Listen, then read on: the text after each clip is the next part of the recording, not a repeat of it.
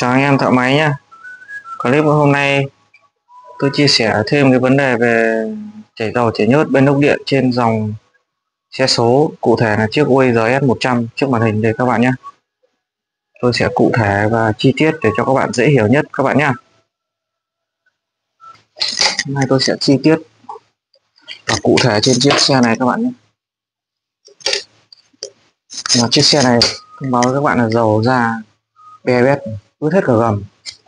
Đây, quay sang bên này, quay gần vào đây, quay sang bên này. Đấy. Bạn nhìn cái dầu nhớt nó ra ở xe này các bạn nhé, nó ghê. Có mỗi cậy đất ra để vặn ốc đã thấy vớt rồi.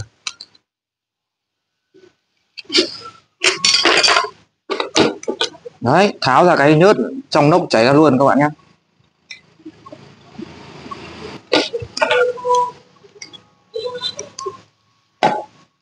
Quay gần đây, đây các bạn nhìn ướt hết cả bên trong này luôn.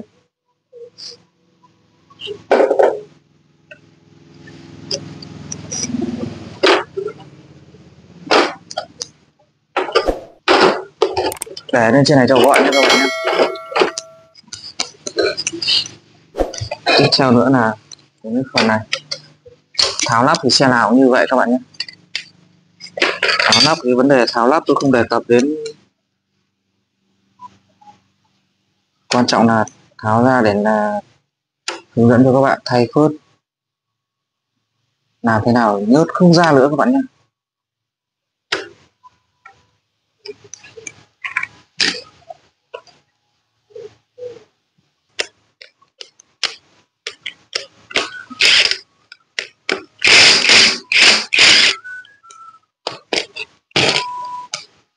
Các bạn chú ý nhé, các bạn ra con ốc ở vô lăng này, các bạn xoáy ra sau, các bạn lại vặn mồi vào một chút để chống nó toét cái đầu trục vô lăng, trục biên các bạn nhé.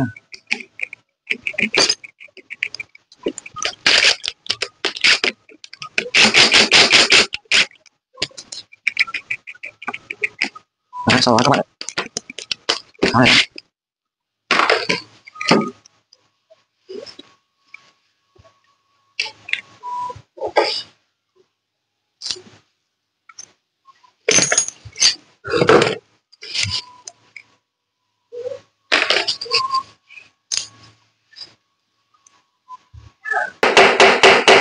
Con này lúc các bạn vặn ra, các bạn phải dùng lực và dùng cái đóng mới ra được các bạn nhé.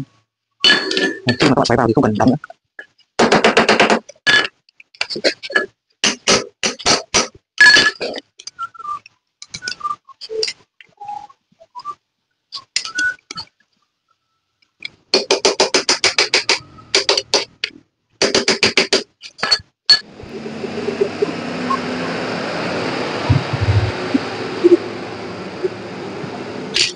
Đây nha các bạn, là cũng như bao xe khác là nó bị ra dầu bên điện, nó là ra ở những cái phớt này. Đây, một cái, hai cái,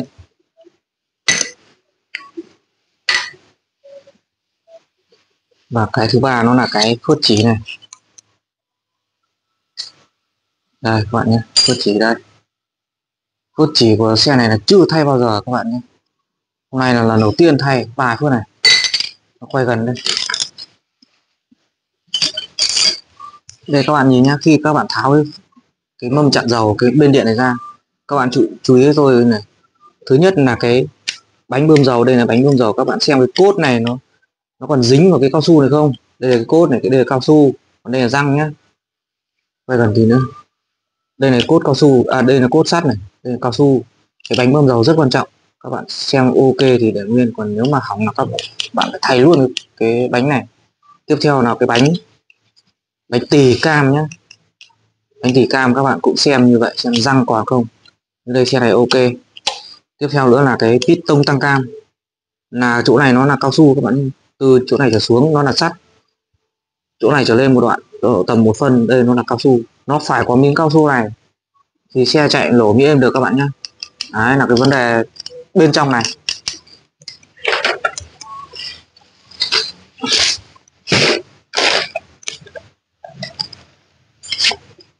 đừng quay vội. Đây các bạn nhé, đây là phốt cũ, bỏ thay phốt mới này.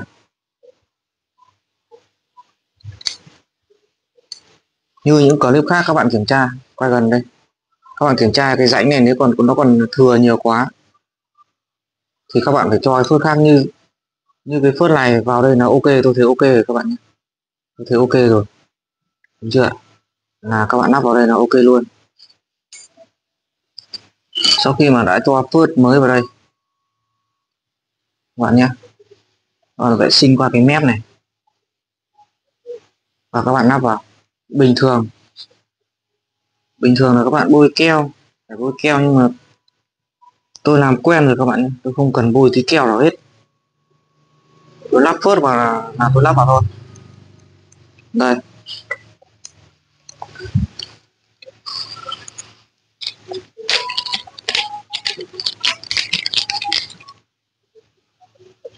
hai cái phốt này thì phải bôi keo là chắc chắn rồi các bạn nhé. Còn cái phốt này tôi vừa chia sẻ với các bạn, riêng phốt này tôi không cần bôi tí keo nào hết các bạn nhé.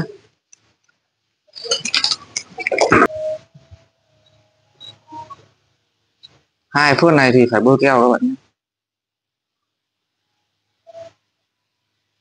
Keo này nó là keo Thái các bạn nhé. Còn còn các bạn bảo là Thái gì tùy các bạn, tôi bảo là keo Thái các bạn nhé.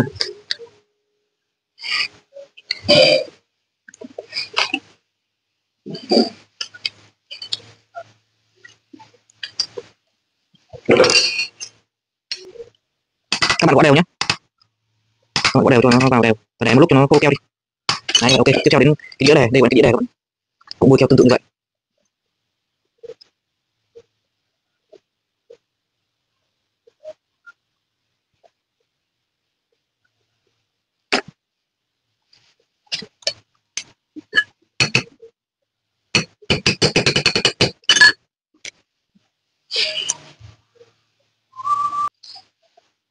Đây các bạn nhìn nhé, hai phốt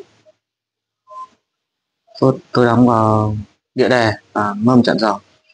Và nhắc nhở với các bạn, thay phốt xịn ở ngoài nhá, thay phốt Thái ở ngoài nhá. Nhắc lại với các bạn bảo Thái gì thì việc của các bạn, tôi bảo là phốt Thái nhá. Nào bây giờ bắt đầu nắp vào đây. Trước khi nắp các bạn vệ sinh, đúng chưa, tôi vệ sinh rồi, tôi không cần vệ sinh nữa. Tôi nắp, trước khi nắp rồi tôi bôi tí dầu nhớt đây cho cái này ép vào nó sẽ dễ hơn các bạn nha. Nhắc lại với các bạn thêm một chút, quay gần vào. Đây nó có hai cái gioăng cao su này, cái này không được để mất các bạn nha. Nếu mà hai cái gioăng này mất các bạn phải mua lắp vào đây.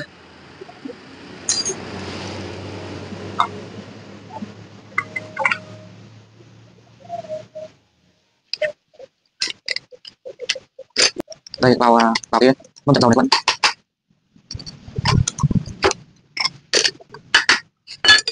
Này là gioăng mới, nó hơi căng nha các bạn nhá, các bạn vào cho cân, sau đó để vào ốc. Đây tôi thấy là rất là căng này. Sau khi hai con này các bạn vặn vào rồi, các bạn vào đều gen nhá, vào đều đều trên dưới nhá, lệch một tí là gioăng bị rách luôn, đảm bảo các bạn vào lệch phát gioăng rách luôn. Các bạn vào cái mức độ vừa phải, sau đó các bạn dồn thêm tí nữa, tăng ghét luôn và sau đó các bạn ép ốc vào. Ép là các bạn ép bằng lực thôi nhá, các bạn không được dùng tô vít đóng này nữa. Các bạn dùng tô vít đóng này các bạn xoáy vào ấy, hỏng mất gen. Đây, ép bằng lực các bạn nha.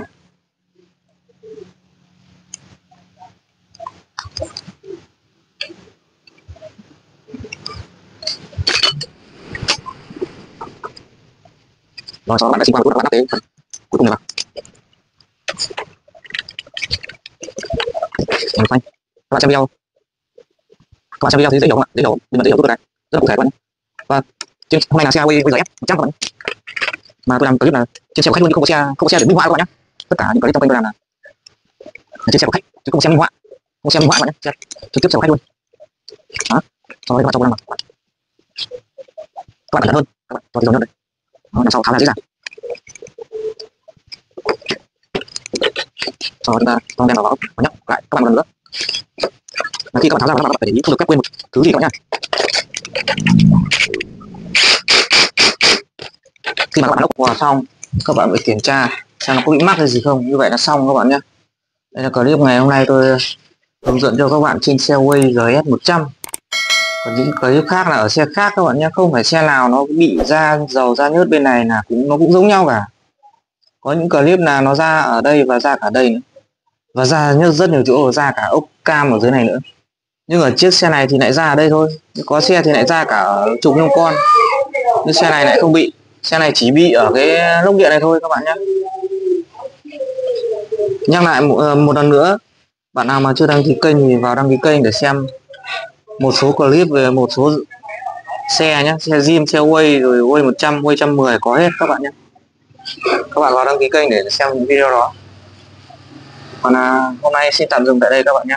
Là cái vấn đề ra dầu ra nhớt mà chống xe rất là khó chịu, mà trong khi đó cái xe này dầu ra nó ghê gớm. Quay lại đây một lần nữa, đây các bạn nhìn, dầu nhớt ra ướt hết gầm, ướt hết sạch luôn các bạn nhé. Đấy.